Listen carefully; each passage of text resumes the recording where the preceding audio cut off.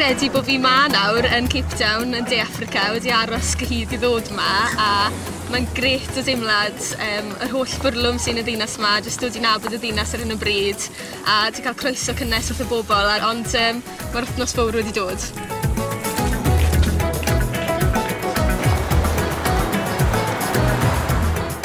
Nawr bod fi ma'n fi'n sylweddoli o'r newydd faint o fraint yw I gael cymryd rhan yn y gynhadledd yma. Mae'n her fawr I gyflwyno yn hanes ni fel cenedl yn y gynhadledd yma, ond fi'n rili gyffrous am y peth a cyfle I rannu gyda Cristnogion eraill.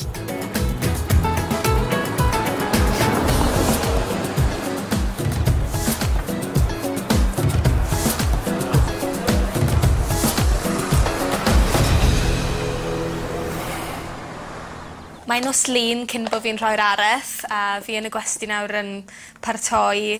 Felly mae'r areth yn rhoi bach o hanes Cymru fel gwlad sydd wedi cael effaith imperialaeth sydd wedi cael ei effeithio seicolegol gan imperialaeth. Hefyd rhoi bach o hanes Cristnogaeth yng Nghymru. A wedyn fi'n rhoi hanes Cymdeithas yr Iaith a sut mae Cristnogion o fewn Cymdeithas yr Iaith wedi ymgyrchu'n ddidrais dros y Gymraeg. A pam bod ni fel Cristnogion yn teimlo bod hwnna'n bwysig.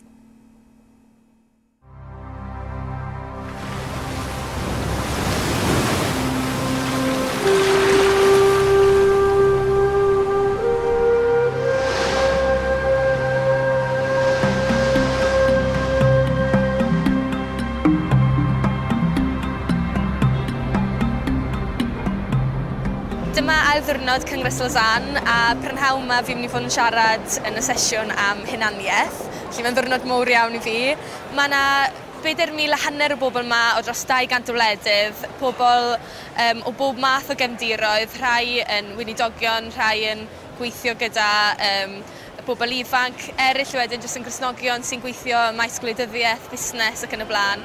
A ni gyd I dod at ein gilydd I siarad sut ni'n gallu mynd â neges Iesu Grist ar draws y byd a yn ddyfnach mewn ein cymunedau ni.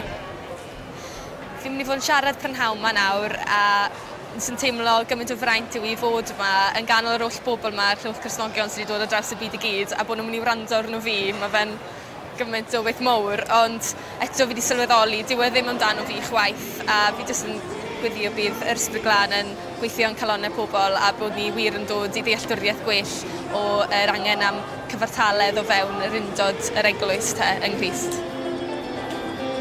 Fel rhan o'r sesiwn dwi'n gyfrifol amdani ar ethigrwydd, o'n I eisiau rhywun ifanc, rhywun oedd yn fenyw, a rhywun oedd a dipyn o dan ynglyn â'i hunaniaeth.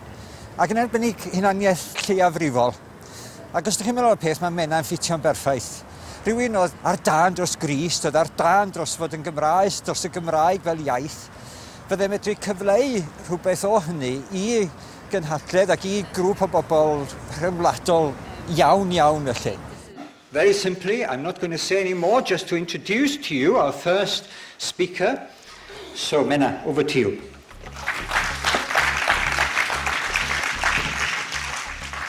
My name is Menna Machreth and I'm from Cymru, Wales. Cyfarchion o Gymru. I grew up in a village in West Wales called Landdarog, and Welsh was my first language. As I grew up, I noticed vocations in Welsh literature. As we travelled through Welsh language communities, I realised the Welsh language and culture was under threat. When I went to university, I joined in with demonstrations and protests demanding respect for the Welsh language in our own country and acceptance and forgiveness. After becoming a Christian, I didn't stop protesting and campaigning, but gradually I came to understand how my campaigning couldn't be a self-centred or a self-righteous act. Christ has redeemed me. Throughout its history, Wales has struggled in the shadow of its powerful neighbour, England. I believe Wales to be the first colony of England and will probably be the last. Wales is clearly a colonised country. The psychological effect of imperialism in particular is evident in my fellow countrymen and women who have inherited a view that the Welsh language is subordinate to the English language. Many of the Welsh Language Society's members have suffered imprisonment as a result of their non-violent direct action. The Welsh Language Society is still campaigning for justice for the Welsh language, and there is a long way to go. Some Christians have asked me how I reconcile my faith on one hand and protesting and campaigning on the other. Within the Welsh Language Society, the ideal is no fist violence, no verbal violence, and no heart violence. It is emphasised to all members that I would like you to hear some of the Welsh language before I finish, so I will read 1 Corinthians 13 about love. Hyn ddim lles I mi. Y mae cariad yn amyneddgar, y mae cariad yn gymwynasgar. Nid yw cariad yn cenfigeni, nid yw'n ymffrostio, nid yw'n chwyddo. Y mae'n goddef i'r eithaf, yn credu i'r eithaf, yn dal ati i'r eithaf. Gobeithio fod y darlleniad yna'n rhoi'r cyd-destun o gariad Crist a charu'n gilydd cyn mynd ymlaen I siarad am gymodi rhwng gwahanol grwpiau ethnig. Thank you for listening. O'n i'n just yn proud iawn o fi. Nath I siarad yn gret, I siarad yn glir, siarad o'r galon, a just I cyfraniad i'r drafodaeth heddi ni'n arbennig iawn, so proud iawn o fi. Wel, dwi chybod, high as a kite, fan nhw'n dweud yn Saesneg. Dwi am mynd amdani fel disgyblies I Grist I gymodi pobl ac yn y blaen, a dwi'n siŵr bod y profiad yn mynd I fod yn fendith fawr I Menna yn ei gyrfa yn y dyfodol. Lo que compartió Menna sobre la identidad e idioma. Roedd neges Menna'n dweud fod hunaniaeth ar iaith Gymraeg yn holl bwysig, ac mae sefyllfa tebyg yn bodoli gyda ni yn America Ladin. Randi ratidza kuti patakapambwa vanhu atisisusutega takatorerwa rudzi. Roedd hi'n hyfryd I glywed Menna'n siarad, oherwydd ro'n i'n medru'n ieithu gyda'i neges. Am gyfnod hir, ro'n i'n meddwl mai dim ond Affrica neu'r Affrica croen ddi oedd wedi goloneiddio, gyda iaith a diwylliant arall wedi ymharu arnynt. Felly, roedd hi'n gret I glywed fod yna ardal croenwyn yn cael ei goloneiddio gyda'r Saesneg, yn ymosod ar ei diwylliant, yn yr un modd a'n diwylliant ni. O'n i'n teimlo'n emosiynol iawn pan o'n i'n neud yr areth, achos yn amlwg fi'n siarad am Gymru ac am y profiad I fel Cristion yng Nghymru yn ymgyrchu dros yr iaith. Felly, gobeithio bod y sesiwn yma bydd Duw yn gweithio a bydd pobl yn mynd yr afel gyda issue fel hunaniaeth ethnigrwydd sy'n gallu achosi gymaint o rwygiadau mewn cymdeithasau o gwmpas y byd.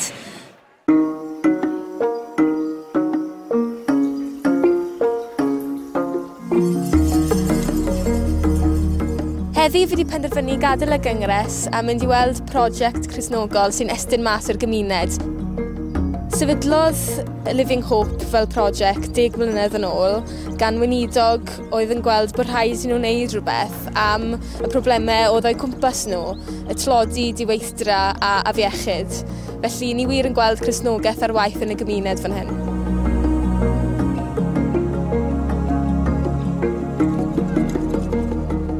Cyrraedd Masipo Malele a mae'n dre o tua 20,000 o bobl a mae'n tyfu trwy'r amser. Mae'n gymuned tlawd, sim lot o waith. Mae yna blant o gwmpas y lle. Maen nhw fod dechrau ysgol pan maen nhw'n 6 oed, ond yn amlwg dy'r plant yma ddim yn ysgol.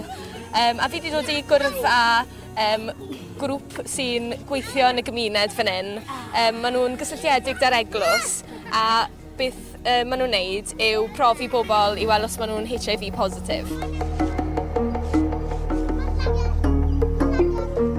Okay, into endiyenzayo mna ndisebenza eklinik as HIV and AIDS counsel. Rwy'n gweithio yn y clinig rhan fwyaf o'r amser, fel ymgynghorydd HIV ac AIDS. Rydym yn mynd allan i'r gymuned I ymweld â chlientiaid, oherwydd di'r mwyafrif o'r bobl ddim yn derbyn y driniaeth, yn enwedig yn yr ysbyty, oherwydd prinder arian. Os nad oes arian gyda nhw, dyn nhw ddim yn cymryd y driniaeth o gwbl. How do you go about educating children and young people about HIV and AIDS? malunga ne-education ukwenza i-education kubantwana abancinci. Mae yna sefydliad yn masu Pwmelele o'r enw Oil, lle maen nhw'n gofyn am gymorth cynghorwyr y clinig i addysgu pobl. Weithiau maen nhw'n gwahodd ni'r llyfrgellu i addysgu rhai, ond ni'n siarad gyda phawb, ac hefyd mae'r gweinidogion yn helpu. Ar y llaw arall, mae rhai capeli ddim yn dymuno i ni fynd yno i siarad, gan ei fod yn agor drysau i siarad am ryw, pwnc tabw o fewn ein heglwysi. Dyma'r broblem fwyaf sydd ni yma'n masu Pwmelele. Un o'r pethau allweddol mae Living Hope yn neud yw gwneud clybiau plant a ddysgu plant amdano'r materion gallai effeithio nhw yn eu cymuned nhw. A ar yr un pryd, maen nhw'n annog i mamau nhw i ddod mewn gyda nhw hefyd i ddysgu darllen a sgrifennu.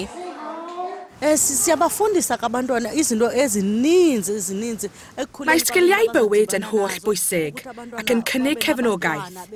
I ni'n siarad am helendid, pethau sy'n digwydd mewn bywyd wrth iddyn nhw dyfu fyny. I ni'n trafod beichiogrwydd ymysg pobl ifanc, bod rhaid iddyn nhw aros cyn cael rhyw pan maen nhw'n ifanc. I ni'n trafod perthynas, ac rydym hefyd yn siarad am y ddengil Iesu Grist.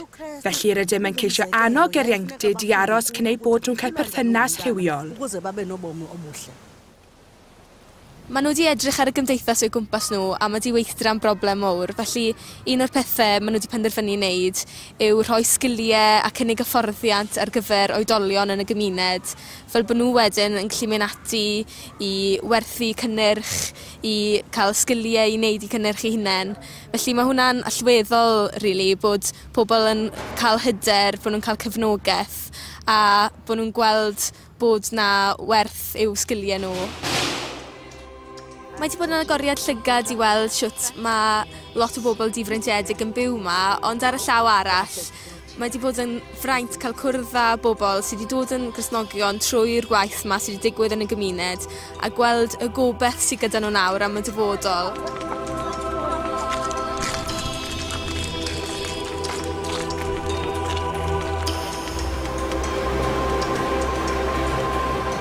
Mae'r daith wedi bod yn gyfle anhygoel i fi a wedi dyfnhau lot o bethau o'n i'n credu ac yn meddwl amdano'n barod.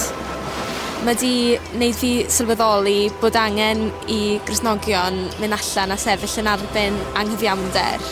A fel o'n i'n dweud yn yr areth nes i, os chi'n apathetic a ddim yn gwneud dim byd am y sefyllfa, i chi fwy na lai yn cydymffurfio neu'n dweud bod yr anghyfiawnder na'n iawn.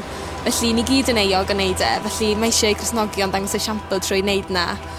Ond un peth sydd wedi gwneud argraff ddofn iawn yn fi yw, falle bod y bobl fi wedi gweld yn De Affrica, pobl sy'n neud yr gwaith yma yn y gymuned, maen nhw'n yn faterol lot llai ffodus na ni yng Nghymru, ond eto yn ysbrydol maen nhw'n lot mwy cyfoethog, a mae hwnna'n amlwg o'r gobeith fi wedi gweld ynddyn nhw, a'r gwaith maen nhw'n neud yn y gymuned sy'n wir yn gwneud gwahaniaeth ac yn trawsffurfio'r sefyllfa maen nhw yndi.